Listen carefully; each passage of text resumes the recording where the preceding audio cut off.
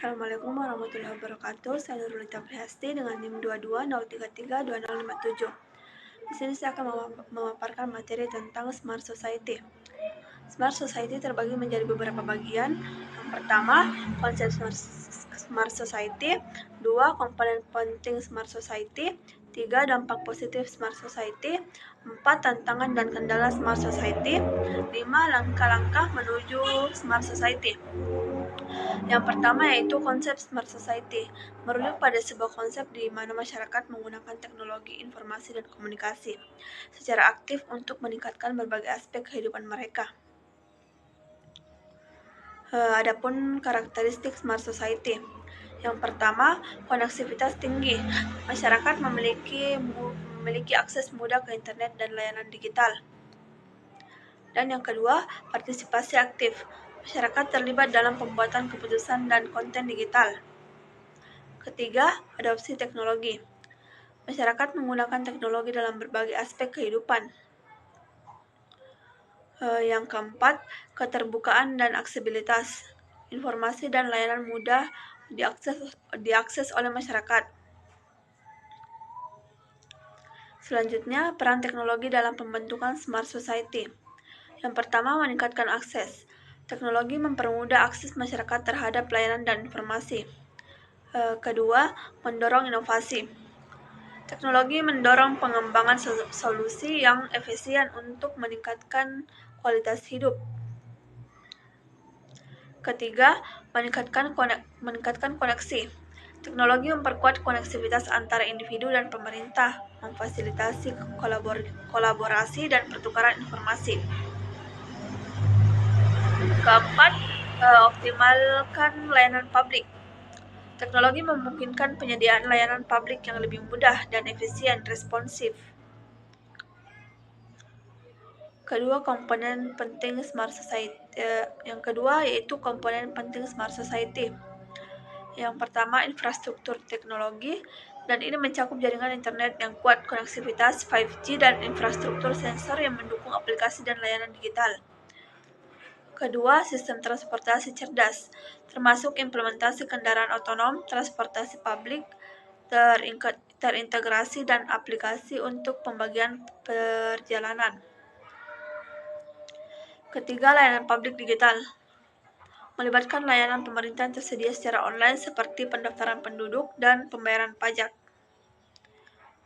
Keempat, keamanan data dan privasi data, menjamin keamanan infrastruktur IT, enkripsi data, dan kepatuhan terhadap regulasi privasi data. Yang kelima yaitu inklusi digital, memastikan semua warga kota dapat mengakses teknologi untuk peningkatan aksesibilitas fisik dan finansial serta pelatihan literasi digital. Adapun dampak positif Smart Society, yang pertama, peningkatan efisien dan keterhubungan. Teknologi cerdas mempercepat pertukaran informasi dan peningkatan efisien layanan kota serta keterhubungan antar warga. Yang kedua, pengurangan emisi karbon. Solusi cerdas untuk membantu mengurangi emisi karbon dampak negatif lainnya terhadap lingkungan.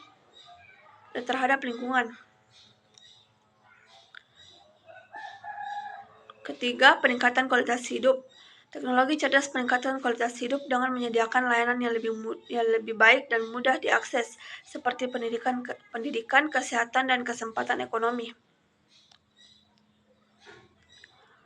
Keempat, kesempatan ekonomi baru. Smart Society membuka peluang ekonomi baru melalui inovasi teknologi dan pembukaan lapangan kerja di sektor-sektor terkait. Kelima, inovasi dalam layanan publik. Adopsi teknologi menghasilkan inovasi dalam layanan publik seperti transportasi lebih efisien, akses kesehatan melalui telemedicine, dan infrastruktur kota yang lebih berkelanjutan. Selanjutnya adapun tantangan dan kendala Smart Society. Yang pertama, ketersediaan akses dan inklusi digital. Tantangan ini melibatkan kesenjangan akses teknologi antara warga kota yang bisa menyebabkan ketidaksetaraan dan menghambat pencapaian Smart Society yang inklusif. Dan yang kedua yaitu keamanan dan privasi data. Perlindungan data pribadi dan infrastruktur dari ancaman keamanan siber penting untuk mempertahankan kepercayaan masyarakat terhadap sistem smart society. Bagian 3, ketergantungan pada teknologi. Ketergantungan berlebihan pada teknologi dapat mengakibatkan kerentanan terhadap penggunaan sistem, sehingga perlu diatasi untuk mencegah dampak buruk pada kehidupan kota. Yang keempat, penyesuaian regulasi dan kebijakan. Diperlukan regulasi yang matang dan kebijakan yang sesuai untuk mengatur penggunaan teknologi dalam smart city dan melindungi kepentingan masyarakat. Selanjutnya, adapun langkah-langkah menuju smart society. Langkah-langkah menuju smart society yang berkelanjutan berikut penjelasan lebih rinci untuk setiap subbagian. Yang pertama, penguatan infrastruktur teknologi. Langkah ini mencakup investasi dalam pembangunan dan perawatan infrastruktur TIC yang kuat dan handal untuk mendukung pertumbuhan dan perkembangan smart society. Yang kedua, pelatihan dan pendidikan inklusif. Diperlukan program pelatihan dan pendidikan inklusif untuk meningkatkan literasi digital dan keterampilan teknologi masyarakat sehingga semua warga kota dapat mengambil manfaat dari kemajuan teknologi. Yang ketiga, pengembangan kebijakan yang berkelanjutan. Penting untuk mengembangkan kebijakan yang berkelanjutan yang mengatur penggunaan teknologi dalam smart society untuk melindungi privasi data, mempromosikan inklusi digital, dan mendukung inovasi yang berkelanjutan. Keempat, keterlibatan masyarakat. Langkah ini mencakup mendorong partisipasi aktif masyarakat dalam perencanaan, implementasi, dan evaluasi inisiatif smart city. Keterlibatan masyarakat penting untuk memastikan bahwa solusi diimplementasikan mencerminkan kebutuhan dan keinginan mereka.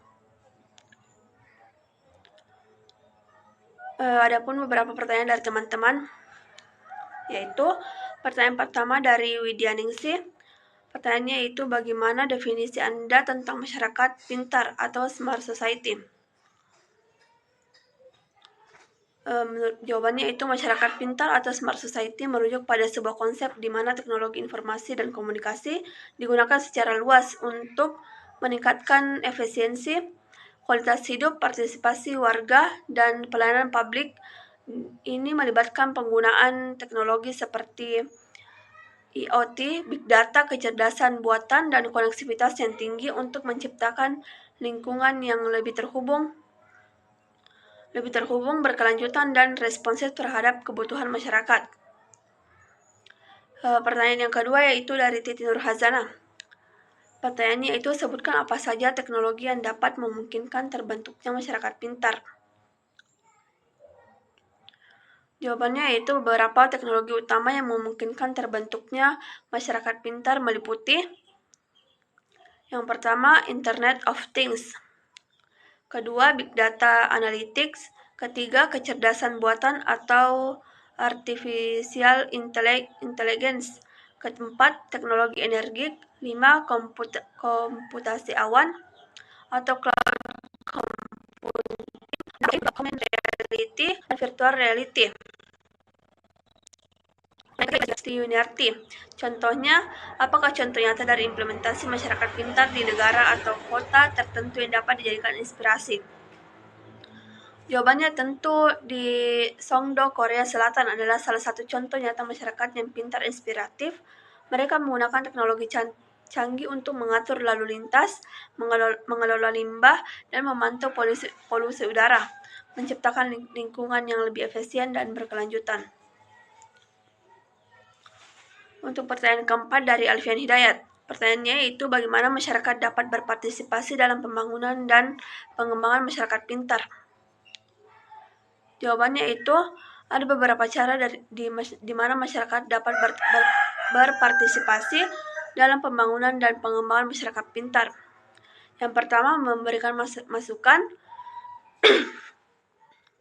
Masyarakat dapat memberikan masukan tentang masalah yang mereka hadapi dan solusi yang mereka inginkan melalui forum masyarakat atau survei atau konsultasi publik. Kedua, penggunaan teknologi. 3, pendidikan dan pelatihan. 4, kemitraan dan pemerintahan dan swasta. 5, mengadopsi perilaku yang berkelanjutan. Dengan berpartisipasi secara aktif, masyarakat dapat memastikan bahwa pembangunan masyarakat pintar benar-benar mencerminkan kebutuhan dan aspirasi mereka. Untuk pertanyaan yang kelima, dari Rusdiawan. Pertanyaannya itu bagaimana pemerintah dapat berperan dalam mendorong perkembangan masyarakat pintar?